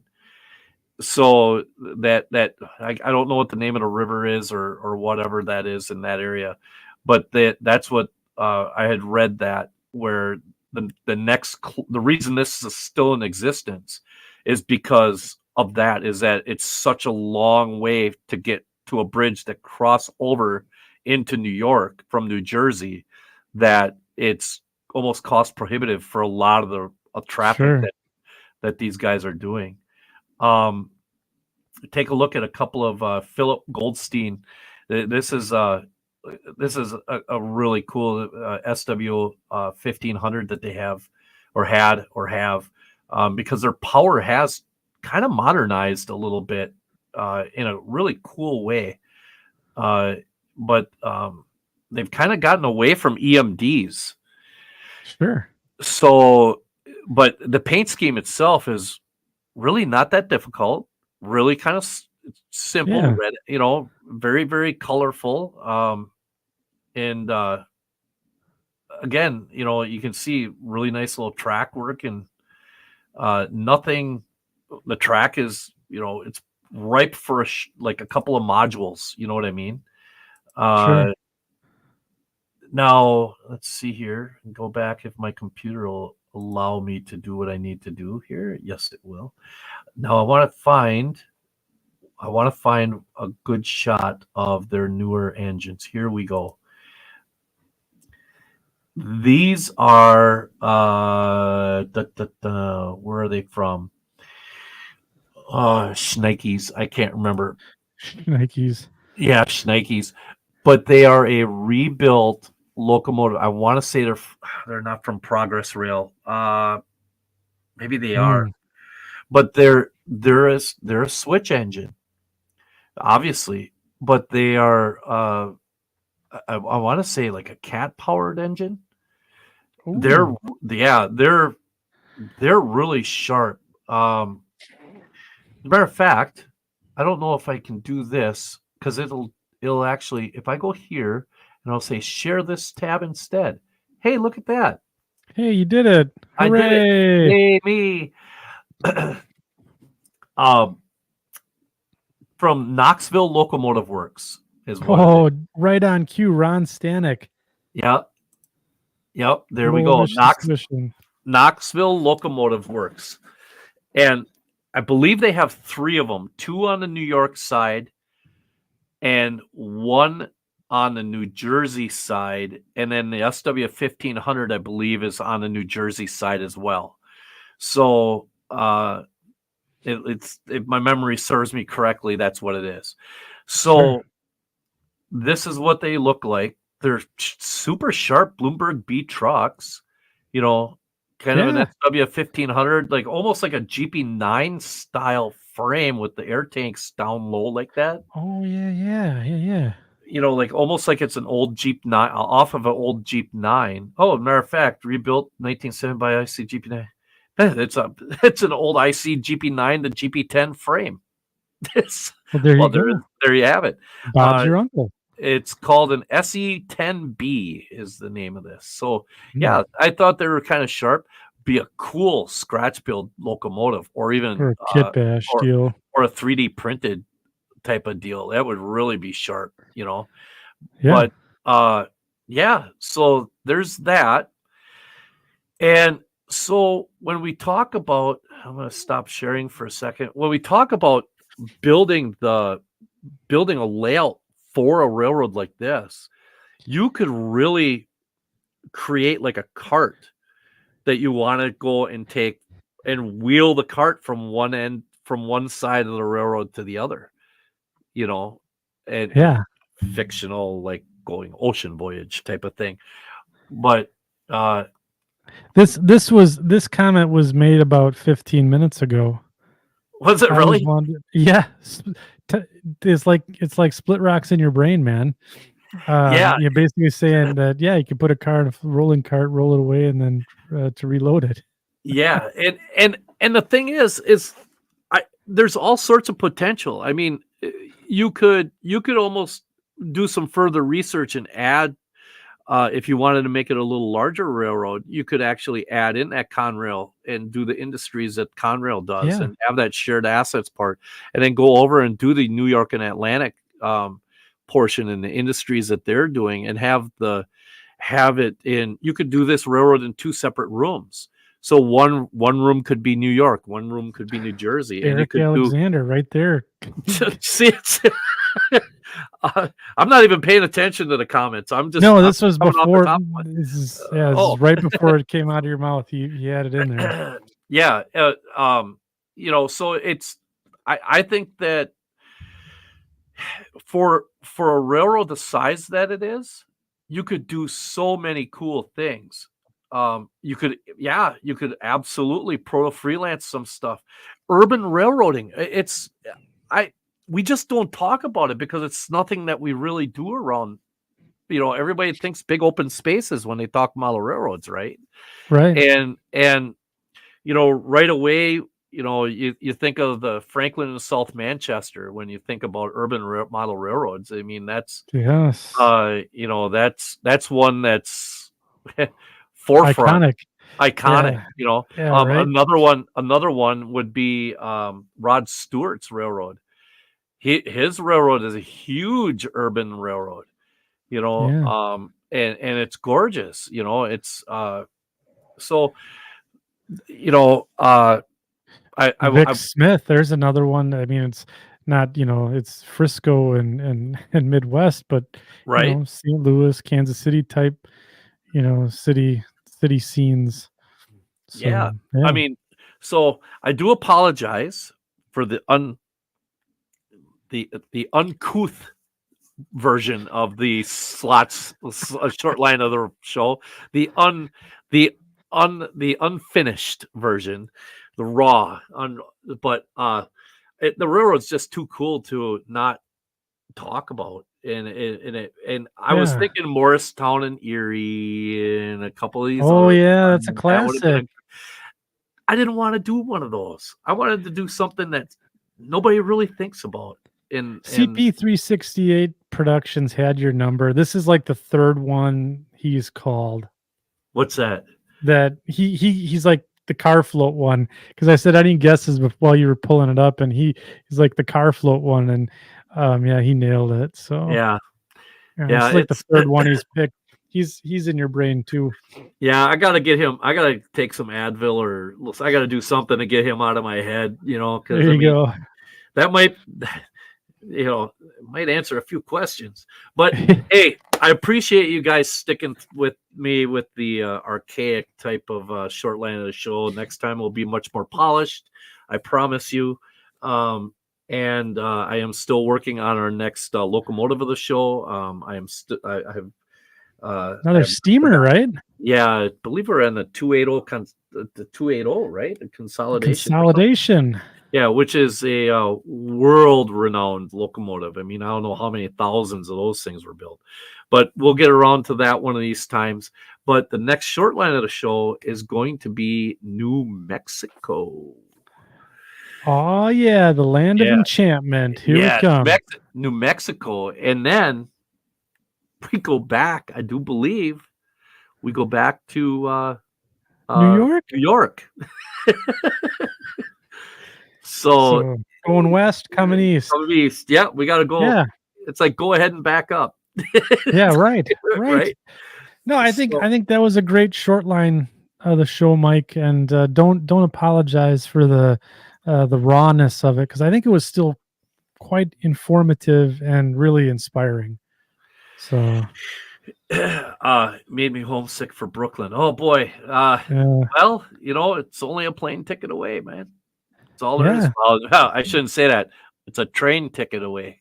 Go Amtrak. There you go. Get on Amtrak and NJ Transit. Go do some of those things. Don't we want to make sure our fine friends at the railroad stay employed. The railroad community keeps the wheels turning. So Mike, so we talked about a couple things. We did a little layout tour of the Mascoutin Valley. We showcased some of the things that a couple of products that we're really excited about.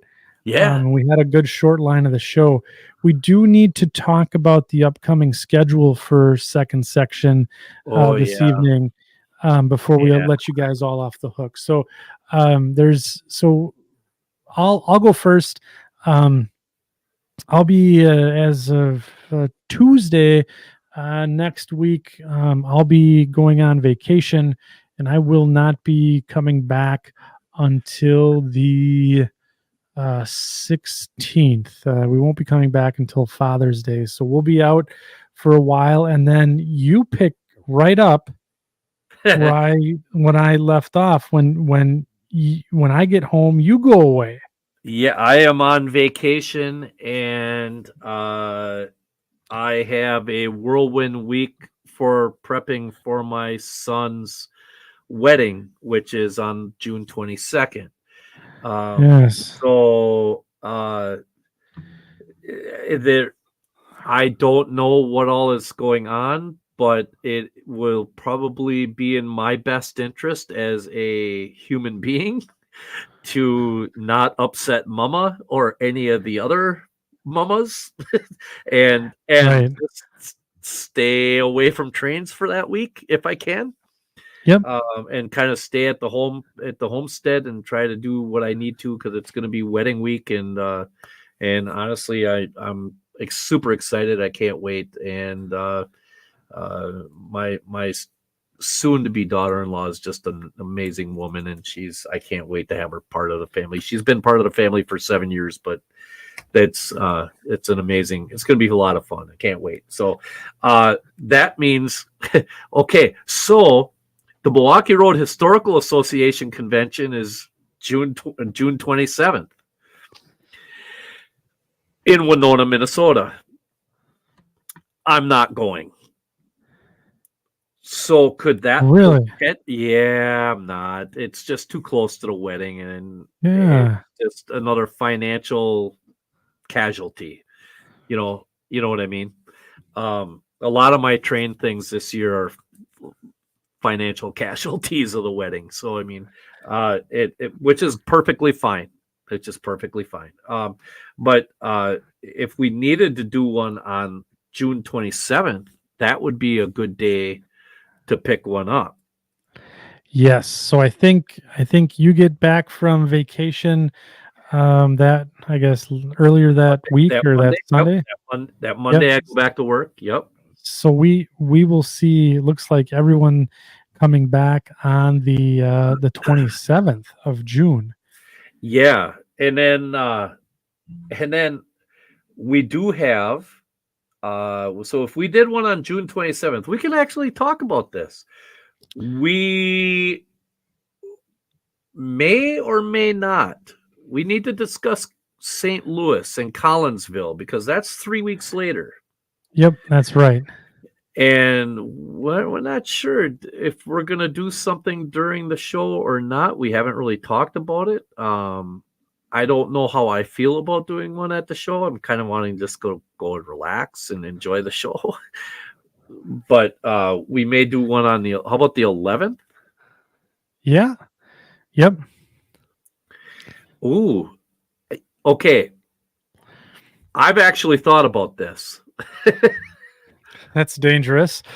Yeah, I actually thought about that because it's probably going to be the last Train Fest for a long time because nobody knows what's going to happen since Kallenbach sold all of the train magazine stuff to that other company. Kallenbach Firecracker.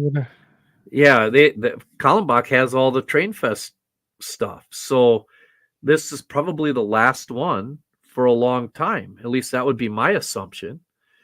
So if people want to hook up and get together for Train Fest, I'm all for it. I'm all for it. But that's a conversation Andy and I will have to see how things kind of shake out a little closer to what's going on. Yeah. So I think that's we can I guess take that in stride, so to speak. But I think to get back to Split Rock's question of meet up at second section meet at Train Fest, yes. Yeah, absolutely. We will certainly do something. Last time we were there, we had a really good time. We got together with some friends, went out for a few beers, and that was a good time. We had were good lunch. We had an extremely good lunch, and we were. How can I say this, Andy? Politically correct. We had beers at lunch, and it was okay. And then we went back to the show and really had a good time. We were very fortunate to be able to go back to the show. Come on, you're painting the picture like we had a really beers. good time. It was. We were laughing. I don't know if I've laughed. I was laughing so hard that my side hurt the rest of the afternoon. It was just. No, we did. It was a good conversation and good it was company. a That lot was for of fun, sure. and a lot of fun. And if we could get some more guys there, more modelers there, and stuff like that, and have a good time, it's that's what it's all. It's what it's all about. Yeah, it's called day drinking. It's called day drinking. Yeah, what the heck? Exactly that's right. Yeah. So and then AJ did have a question. St. Louis is my current home. Hopefully, I'll see you at the RPM. Absolutely. So yeah. I think we'll have. I think Ray from Around the Layout's going to be there. Yeah. We're going to have Tony Cook milling about with us. Tony Cook and Shane Mason are going to be there.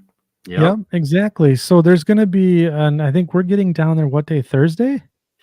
I believe we're going down Thursday. Yeah, we're packing up the covered wagons and heading for Collinsville on Thursday. I'm so leaving at probably about, I don't know, maybe about 4 a.m. Yep, Itch? and then hopefully meet up with some friends right there near the convention center for a couple of drinks and some dinner. Yeah, and it's so and there's a lot of moving parts that happen at St. Louis. If you haven't ever been to St. Louis, there are a lot of moving parts. There's a lot of different things that go on during the a lot of show stuff and to do. a ton of stuff to do. Oh my goodness, is there ever so much stuff to do? It's you almost can't get it all in a weekend. No, I mean the show itself is a lot of fun, and then there's the obviously the rail fanning opportunities that are there or close by. Then you have the just the various modelers that open up during that meet. It's really a good time. I will say this though, is if you've never been there before, the number one piece of advice, I've been there several times. The number one piece of advice that I would say is please, please, please pay attention to the weather forecast. And I'm not saying that in jest. I'm not saying that. No. Last year, it was 104 degrees out at the show. I went rail fanning with Shane Mason, Tony Cook, and myself. Like we always go to Kirkwood on that Friday night. Yeah. And when we were up there, it was 93 degrees at 10 o'clock at night. It is unbearably hot. And on top of that, yes, absolutely, you need to stay hydrated. And we had so many severe storms hit the area that night. That. Yeah, I mean, I was watching the radar from my home in Wisconsin. We had tornadoes nearby. The sirens went off all right as the show was coming to an end. And so, please, just if you're planning on going to St. Louis, we always talk about in the wintertime, dress for the weather. Summertime is no different. It really, honestly, isn't. And in Missouri, that central Illinois, west central Illinois, east central Missouri area just seems to be a lightning rod, no pun intended, for severe weather. And it's just, and it can turn on you in a heartbeat. So please just be prepared when you come. Hopefully we have great weather, 75 and sunny the whole time. And, but that probably won't happen. It'll probably be in the mid to high 90s. And the clouds will be like little pillows of water is what's going to happen. I mean, it's just going to ring out. My favorite. Yeah, I'll bring 8 shirts to wear over the course of 2 days because I wore a gray shirt the first day and I'm sitting there going, this is a mistake. Yep, I'm gonna just sweat through everything. That's how it goes. All right, so we've shared too much information here this evening. So any questions or comments about tonight's show, make sure that you're sending all of the hate mail to secondsectionpodcast@gmail.com. I thought we were sending it all to Ray. Nah, he got wise. He started forwarding all of the emails onto us now. So we get him anyway. Well, I know he's always send him to Heath. Yeah, we could do. We'll have to figure that out.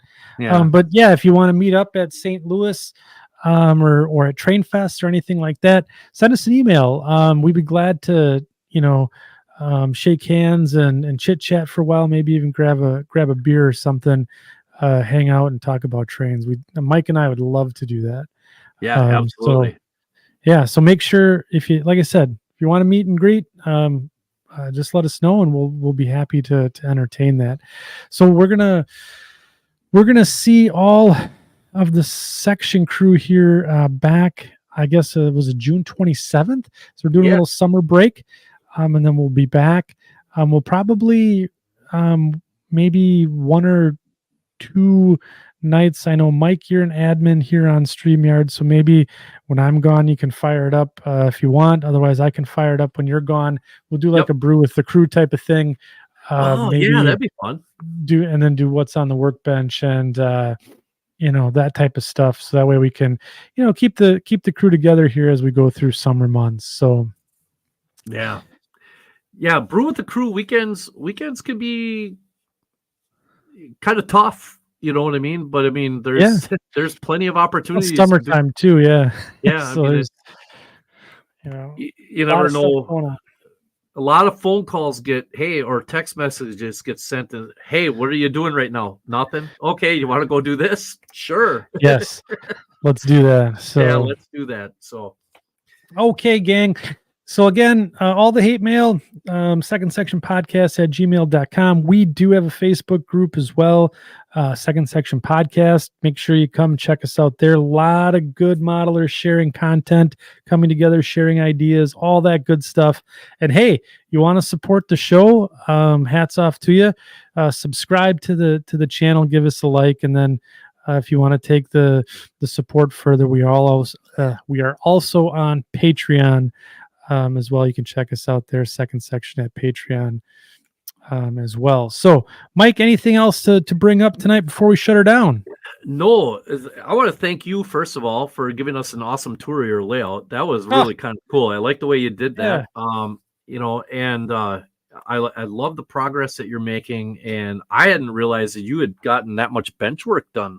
Because last time I was there, that wasn't all finished yet. That was still all in the thought process stage, and it looks really, really cool.